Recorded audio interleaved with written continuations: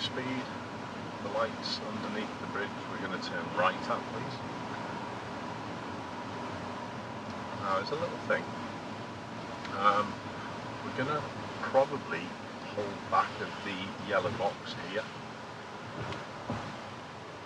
Good. And I'll tell you why in a second. Good.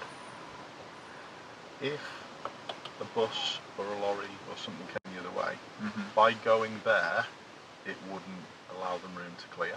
Yeah. Watch the traffic side to side though. And if there is a gap, get it back into gear.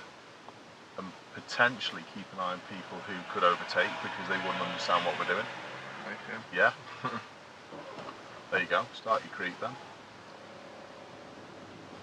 And then accelerate away and we're turning right.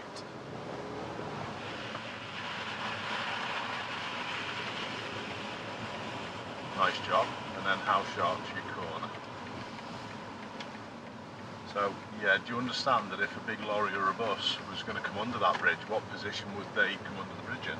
That they'd be more central. They would. So if you would have gone and blocked the road where we went, that would have just blocked the whole thing. Well, what's the chances of a lorry coming? Well, pretty slim, but where did it get this guy? Absolutely nowhere. Absolutely nowhere. And we're all still through the lights. Yeah. And that's the thing that people don't understand. They're in a rush to queue all the time. Yeah, no one's got patience. But it actually serves no purpose. Okay? Whereas if you'd have gone through that bridge and a lorry or a bus had come the other way, it would have blocked all the road for as long as the lights were on red. Yeah. Don't block things. Don't go in there unless it can be cleared properly. And then you've got people queuing up behind them, which would probably block Block the whole road. Yeah, you sussed it. Sussed it, absolutely.